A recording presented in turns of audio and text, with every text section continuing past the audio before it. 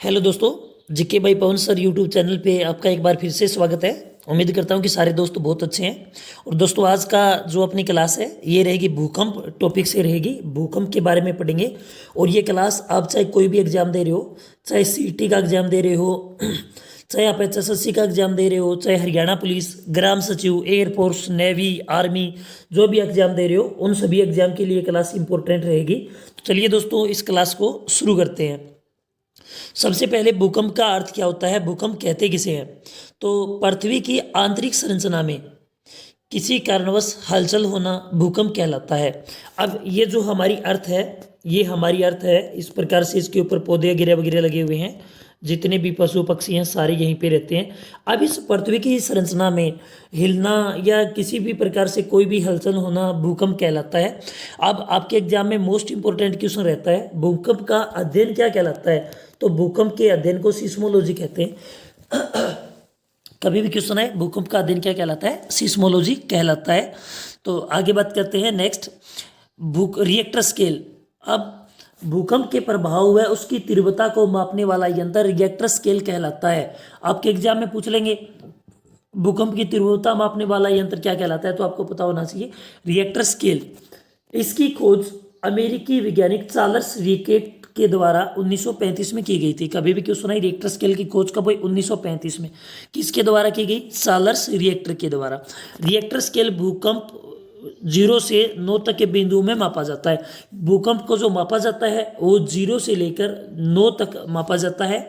और भूकंप याद, अब आपके एग्जाम में क्वेश्चन यही पूछ लेंगे, भूकंप मापी यंत्र क्या कहलाता है? तो सिस्मोग्राफ। ये आपके एग्जाम में सबसे ज्यादा आने वाला क्वेश्चन है गाइस। कोई भी आप एग्जाम दे रहे हो, आज तक एग्जाम में सबसे ज्यादा जो रिपीट क्वेश्चन है वो यही हुआ है, भूकंप मापी यंत्र क्या कहलाता है? सिस्मोग्राफ। क्वेश्चन आ जाए, भूकंप को किस पर मापा जाता है? तो आपको पता होना चाहिए रिएक्टर स्केल पर मापा जाता है। रिएक्टर की खोज कब हुई? 1935 में। किस देश ने की? अमेरिका के द्वारा रिएक्टर स्केल की खोज की गई। वैज्ञानिक का नाम क्या था? चार्ल्स रिएक्टर, ये वैज्ञानिक का नाम था। अब नेक्स्ट पॉइंट है गाइज अपना कि केंद्र बिंदु क्या होता है? जिस स्थान पर भूकंप पैदा होता है उस बिंदु को केंद्र बिंदु या फोकस बिंदु कहा जाता है। अब आपके एग्जाम में यही क्वेश्चन आ जाएगा, जिस स्थान पर भूकंप पैदा होता है वह क्षेत्र क्या कहलाता है? तो आपका आंसर हो जाएगा गाइज केंद्र बिंदु। तो ये पॉइंट आपको याद रखना है। आगे चलते हैं, नेक्स्ट पॉइंट है अपना, अधिकेंद्र किसे कहते हैं? जिस स्थान पर भूकंप का सर्वाधिक प्रभाव होता है उस स्थान को भूकंप का अधिकेंद्र कहा जाता है। अब ऐसा क्वेश्चन आपके एग्जाम में कैसे पूछेगा एग्जामिनर? आपके एग्जाम में पूछेगा कि जहां पर भूकंप का सबसे ज्यादा प्रभाव को देखने को मिलता है वह क्षेत्र क्या कहलाता है? तो आपका आंसर हो जाएगा गाइस अधिक केंद्र, उस क्षेत्र को कहते हैं। भूकंप जब पैदा होता है तो इसकी आवाज हमें नहीं सुनाई देती है, हमें पता नहीं चल पाता है। तो लेकिन कुछ पक्षी हैं, जैसे बिल्ली है, कुत्ता है, कुत्ता दौड़ने लग जाएगा, भौंकने लग जाएगा, मोर है, मोर उड़ने लग जाएगा, अपने पंख जो है वो खोलना शुरू कर देगा, सांप जो है वो अपने बिल से बाहर आ जाएगा, गाय या मतलब अन्य जो पशु हैं वो ऊपर उछलना शुरू कर देंगे। इससे मतलब ये अनुमान लगाया जाता है कि कहीं दूर कोई ना कोई भूकंप आया होगा। तो इस प्रकार से भूकंप की पहचान की जाती है गाइज। अब देखिए भूकंप आते कहाँ पर है विश्व में, हम इसकी थोड़ी सी बात करेंगे। तो देखिए भूकंप हमेशा आएगा पानी वाले क्षेत्र में, जहाँ पर पानी ज़्यादा है वहाँ पे ज़्यादा आएगा। तो ये जो प्रशांत महासागर है इसके पास वाले एरिया में सबसे ज़्यादा भूकंप आते हैं। तो आपके एग्जाम में पूछ लेते हैं विश्व में सर्वाधिक भूकंप कहाँ पर आते हैं?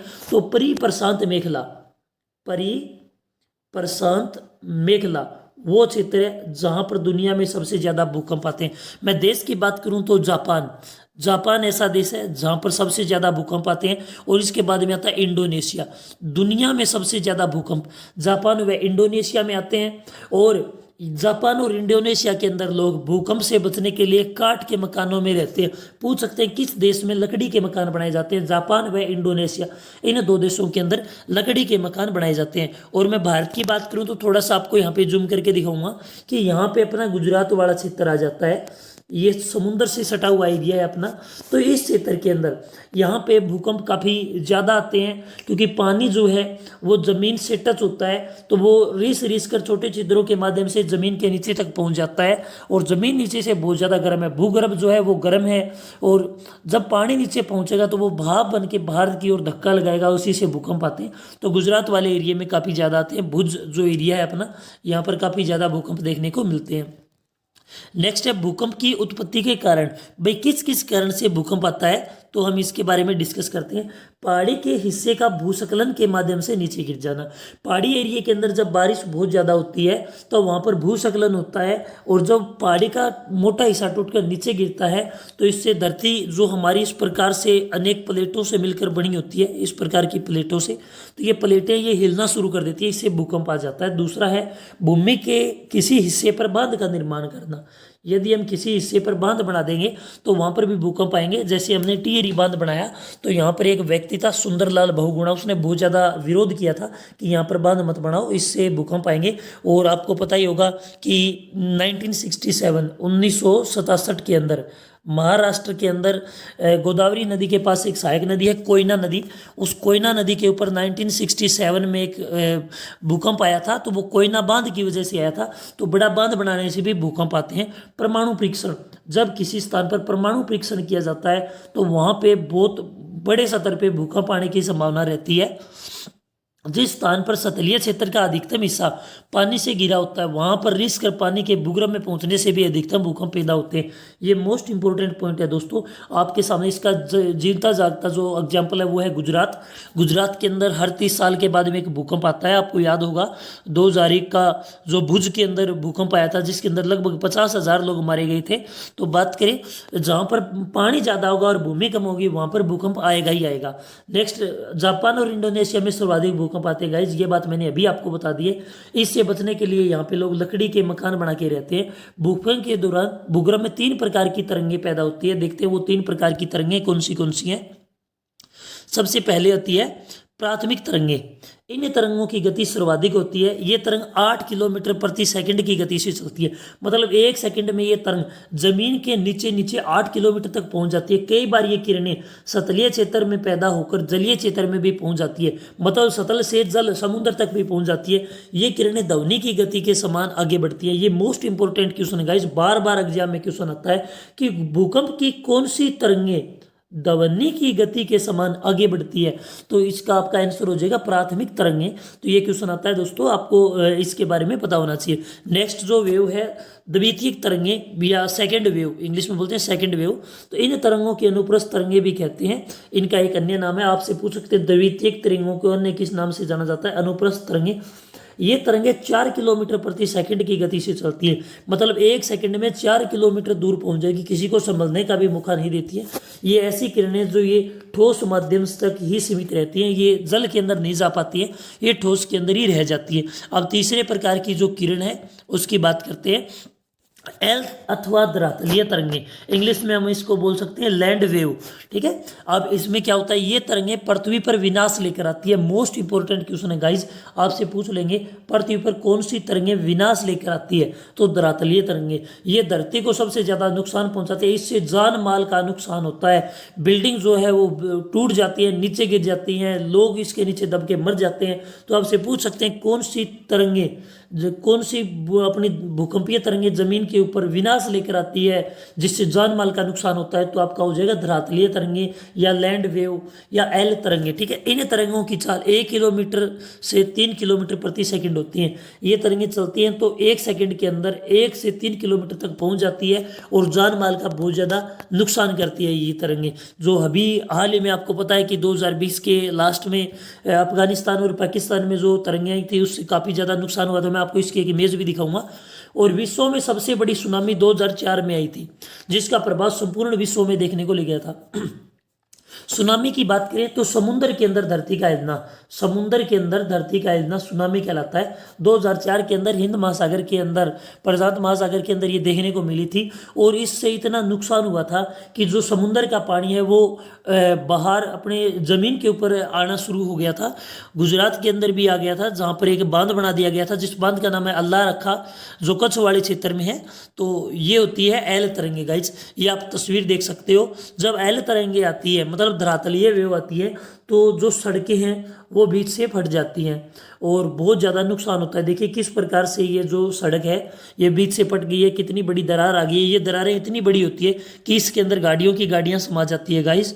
और इसी का एक एग्जाम्पल ये भी आप देख सकते हो, यहाँ पर भी सड़क का जो काफ़ी बड़ा हिस्सा जो है वो डैमेज हो गया है। बड़ी बड़ी इमारतें, बड़ी बड़ी बिल्डिंग जो है इसके अंदर गिर जाती हैं, तो बहुत ज़्यादा नुकसान होता है इसके अंदर। अब नेक्स्ट कुछ एक पॉइंट है अपने, तो 2001 में गुजरात में 7.7 की तीव्रता से भूकंप आया। इसका मूल केंद्र गुजरात का भुज था।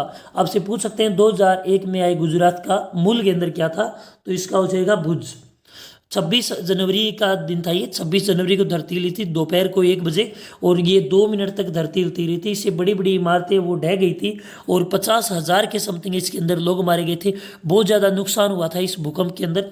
गुजरात में 30 वर्षों के बाद एक भयंकर भूकंप आता है। इन भूकंपों का मुख्य कारण गुजरात के अधिकतम हिस्से के पास पानी की अधिकता है, पानी ज़्यादा होगा वहाँ पे भूकंप आएगा। और गुजरात आपको पता है सबसे ज़्यादा, गुजरात लगभग 1600 किलोमीटर पानी के साथ अपनी तटीय सीमा लगाता है, इस वजह से यहाँ पे भूकंप ज़्यादा आते हैं।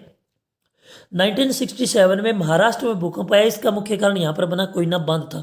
1967 में महाराष्ट्र के अंदर एक बांध आया था, कोयना नदी के ऊपर एक बांध बना हुआ था, कोयना बांध।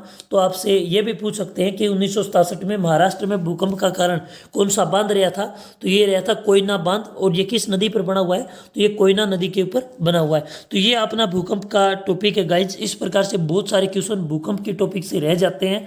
तो मेनली परीक्षाओं में ऐसे क्वेश्चन आते हैं, तो मैंने जो इंपॉर्टेंट फैक्ट थे आपको वो बता दिए हैं दोस्तों।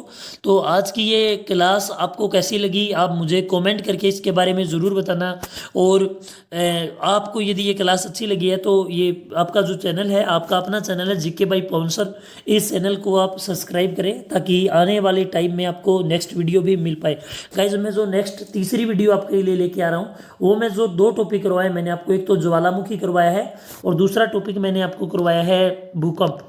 तो ये दोनों टॉपिक है, इनके मोस्ट इंपॉर्टेंट क्वेश्चन जो है वो मैं आपको करवाऊंगा गाइज। तो आप मुझे कमेंट करके बताएंगे, कल मैं आपके इस कमेंट का जवाब भी दूंगा। आप मुझे बताएंगे कि भूमध्य सागर का प्रकाश स्तंभ किस ज्वालामुखी को कहा जाता है। मैंने आपको रिपीट कर दिया है, भूमध्य सागर का प्रकाश स्तंभ किस ज्वालामुखी को कहते हैं। तो इसका आंसर मैं आपको नेक्स्ट क्लास में दूंगा। तो आज की इस क्लास में इतने दोस्तों, मिलेंगे एक नई क्लास में एक नए टॉपिक के साथ। तब तक के लिए जय हिंद, जय भारत।